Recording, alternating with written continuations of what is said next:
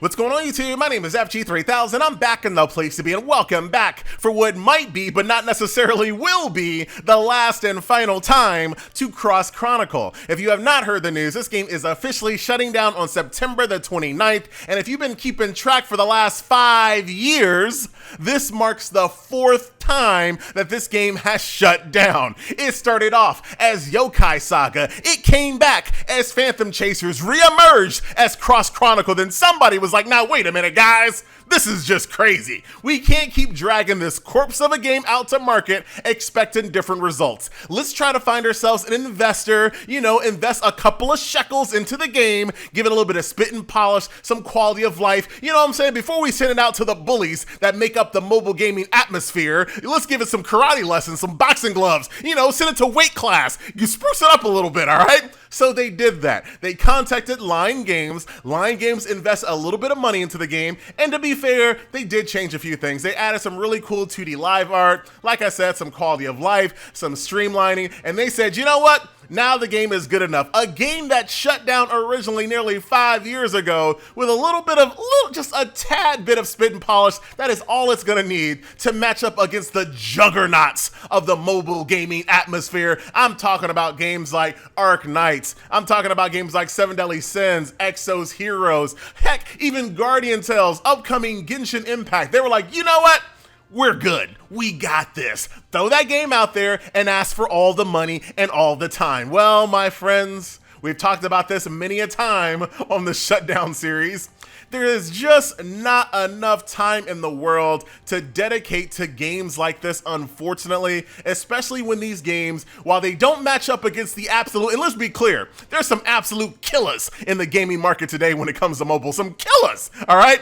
You can't throw a game out like this expecting to take all the players' time and all of their money. It's just not gonna work. If you go back to, and let's be, like I said, I'm gonna be very, very fair in this video. If you go back to all the other times I covered this game, when it was Phantom Chasers, when it was XROSS Chronicle 1.0, when it was XROSS Chronicle 2.0, I didn't really have anything ultra negative to really say about the game. Especially the 2.0 release, I thought it was actually pretty decent. And had the 2.0 came out 5 years ago, maybe this would have been a game to kind of hold on to that very, very strong niche market. But unfortunately, it took 3 shutdowns before they really got their act together. And by then, like I said, the room was filled with some killers, man. All right? It's just too hard to compete with a game like this. And I don't want to get it misconstrued. I'm not saying that games that aren't necessarily super high multi-million dollar projects are the only games that deserve to exist in mobile. That is definitely not what I'm saying. But what I am saying is you gotta know your lane. You got to know your lane, right? People in PC and console have already kind of, they figured this out already, because on PC and console, you see games that don't try to charge $80. Right? You see those budget titles that charge $29, $39, heck, $19.99 because they know, like, wait a minute. Why are we trying to go up against Assassin's Creed Valhalla? Why are we trying to go up against the new Halo games? Why are we trying to go against Cyberpunk, right? We can't compete against those games, so let's go into a different lane, all right? That's the fast lane. Let's go ahead and move on over to the right. I'm talking to all you Texas drivers. Yeah, I see you, all right? Get out of the left lane. I'm trying to speed through with a V8. All right, side topic. Anyway, I would love to see mobile gaming developers and publishers just kind of understand what their product is and adjust accordingly. And like I said, there are multiple different ways for you to do that. Either you be way more conscientious of the player's time. That's a good thing to do. There's nothing wrong with being a side game. Like, many people really love Arc Knights, and due to the stamina in that game, they're like, yo, it's the perfect side game. It is the perfect complement. Not to mention, it's extremely free to play. People say the same thing about Azure Lane, right? There's nothing wrong with being a side game, but for whatever reason, all these games want to be your main game. They want your main money. They want to be your main squeeze. But let me tell you, side chick, you ain't up to snuff. All right? What am I doing here? I'm getting stopped with this tutorial. What does it want? It wants to teach me how to craft real quick. Now, unfortunately, Kappa, I could not retrieve my original OG account, So I had to start over, so I'm kind of going through some of these forced hand tutorials, as it always is. But I do have enough currency to do a nice little multi-pull. So let's take a look at the summoning animation, take a look at some of the characters, because unfortunately, since I had to start over, I won't be able to really show you too much of the other game mechanics and things of that nature, but that's okay. I've already showed it to you over the course of 3 videos already. You had 5 years to learn about what this game was, and you didn't care. All right. Let's take a look at, here's the full summoning animation right over here. And like I said, all of this stuff right here is new. Looks really good. Like I said, there's nothing egregious wrong with XROSS Chronicle. You know, it's just really not. And like I said, had the 2.0 release been the first release, it might have already nestled out a niche, you know what I mean? It might have been like the 7 Knights of the world, you know, where it has a really dedicated community that is willing to spend money on it and willing to spend time on it because it came out early enough, right? That's something that you can't really replicate when it comes to games at all. If you come out at the right time, if you come out early enough, even though you're not really a superior product per se, you have people kind of strapped in via their nostalgia, right? You get them early enough, in their gaming career. Ooh, a spider waifu. You get them early. That really stopped me. That stopped me right there.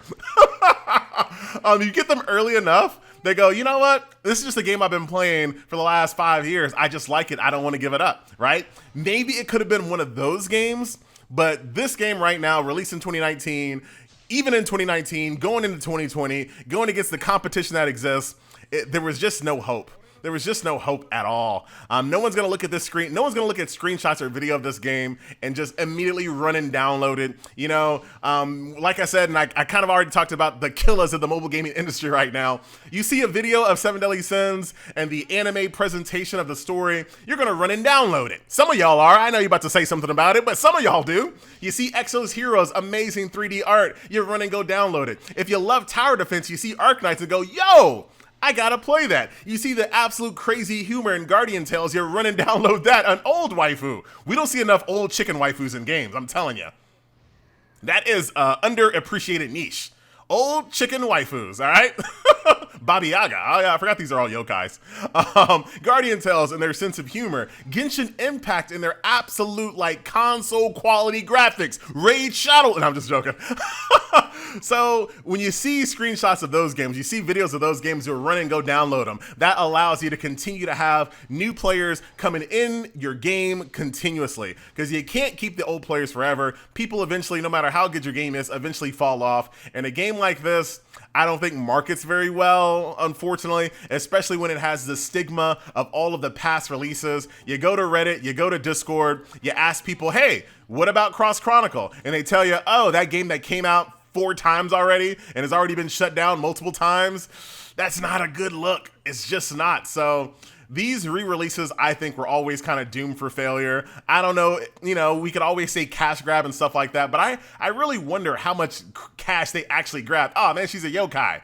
So in this game, you could actually convert yokais into your humans and use them as actual characters, but some characters actually start off as yokai and are not usable until you do that conversion process. So all these characters right here are all yokai. You can see they're on the bottom row. This Snowcat is a human, but nothing I care about as far as, yeah, sure, throw you in there.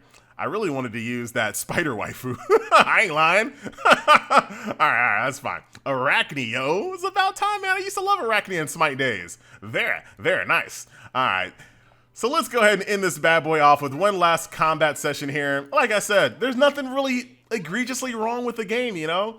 But unfortunately, in this very hyper-competitive genre here on mobile, when it comes to hero collectors and games of this nature, it's just hyper-competitive, and not everybody can win. It's just the fact of it. Not everybody can win. And unfortunately, XROSS Chronicle just had a real big deck stacked against it, unfortunately. And that is pretty much the end of it. So here we go, XROSS Chronicle. One last good time. Take a look at a couple of attacks here. There's my little yokai attached to my human character. That represents kind of like a power-up, and different yokais have different types of power-ups that help their human counterparts into a battle, ladies and gentlemen. Very, very nice. And also, this is a FG3000 pet peeve. This might not apply to a lot of other people, but I can't stand games that have small player player rosters or party limits. Three people? You gotta give me at least 5. If I really get what I want, I'm going for 7. I ain't lying. I want a 7-party team. 3 in the front, 4 in the back. I like a big party, and I cannot lie, my friends. But anyway, that is gonna do it for the for what might be the last and final time of XROSS Chronicle. I don't think it's coming back this time. It would be a waste of money to patch this thing up again, change the name again, and re-release it, again? There's just no way. So that will do it. Ladies and gentlemen, boys and girls, my name is FG3000. This was one last and final look at XROSS Chronicle, and I will see you guys in the next shutdown video. Until then, I'm out.